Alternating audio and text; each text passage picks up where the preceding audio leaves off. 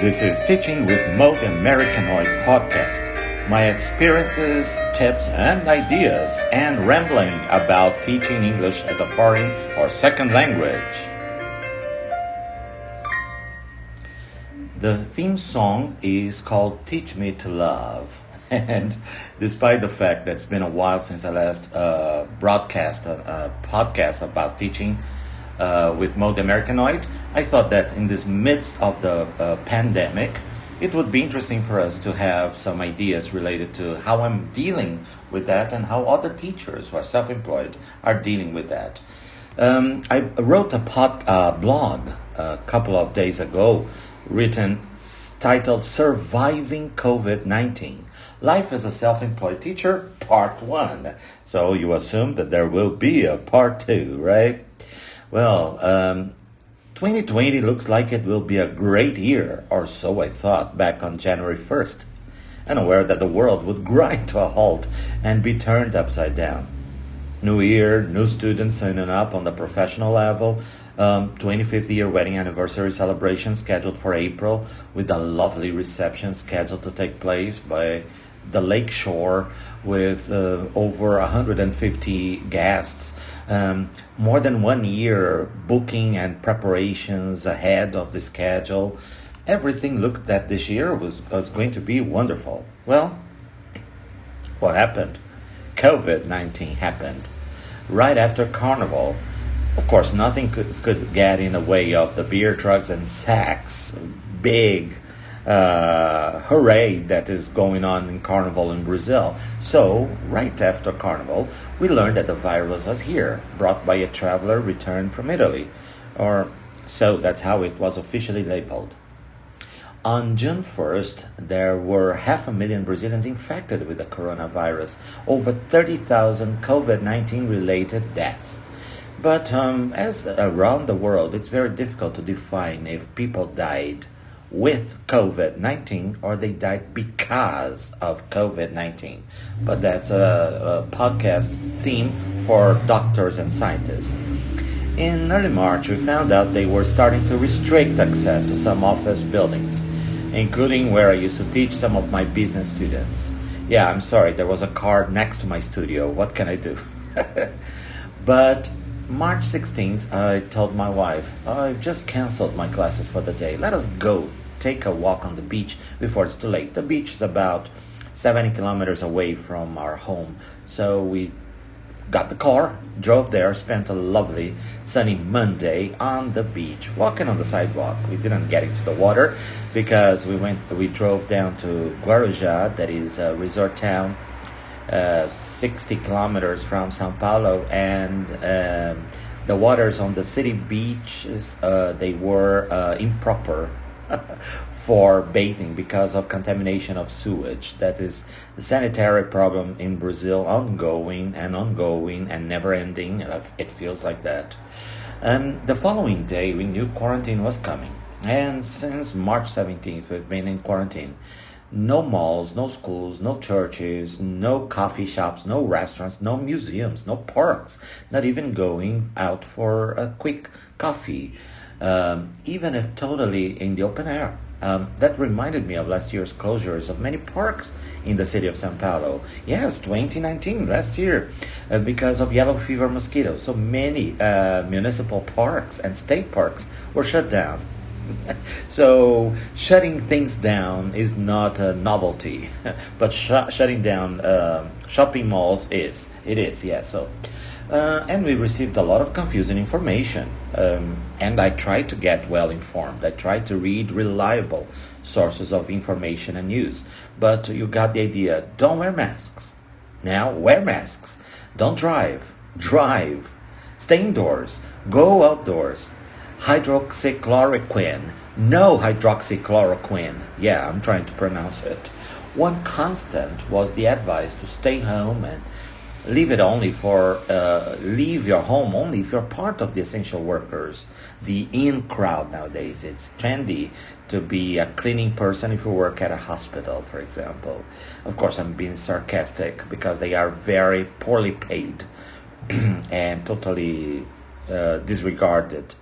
But, of course, education and entertainment are not part of this in crowd at this moment. It's never been that much, especially education. But that's further for another blog post. Well, everybody thinks I'm doing fine financially because I've migrated my face-to-face students and my classes to online. Okay. Easy there with your assumptions. I already had a few students having classes exclusively online. As you know, I am self-employed, so I am the only business related to my students. So I don't have all the teachers working for me. In the past I did, but it's a lot of work and no return. Emotionally, psychologically, professionally, or financially. So, but only about 80% of them were face-to-face students. So I had 20% already going online and 80% already they were face-to-face. When I told them of the temporary migration, and like quote-unquote temporary, we don't know how long it's going to be, to online classes exclusively, some 70% of those that were having face-to-face classes agreed and started having classes right away, or at least were willing to try the online classes. Is teaching online similar or different from face-to-face lessons? Yes, of course, the body language is different. The physical energy is missing. But on the other hand, the same content can be used both ways. Different approaches at times, but with the same goals. However, 30% of my clients said they were not interested in having online classes. The lessons wouldn't be the same, so they said. One elderly learner said she wouldn't know how to connect with Zoom and was not willing to try to learn. Another student, a highly respected economist at an international bank, said he doesn't like that sort of class without even trying, and he would rather wait for the end of the quarantine whenever it happens. Another student had a 30% cut in her pay, so in order to keep her on, I agreed to a 50% cut. And her 1 hour class went down to 40 minutes class. Another was so stressed dealing with her work that she decided to take some time off, since she wouldn't find any time to have lessons. In normal times, she already didn't have time, always feeling tired and stressed. Student A, let us call her that, still had 2 classes that he had paid for in advance. So he made sure to have those classes online. And then after he had the classes that he was entitled to, he said, "Hasta la vista, baby. Take care of yourself." So yeah, I'm used to losing students who have a family emergency or have lost their jobs and they worry about their income, etc. That happens. Life throws you lemons while you're not even looking. And you don't get lemonade, you get a black eye. But I still felt a little hurt when the students who claimed they loved my classes and were so quick to drop me off at the first corner, hard corner. But thank God I still kept some of my students. The well hasn't dried up totally yet, touch wood. But my income has been down by 30% so far this year. Tightening belt? You can say that again, yes. What is my concern? All my life I've gotten students by word of mouth and observation. By that I mean every time I walked into a company, people were watching me, of course.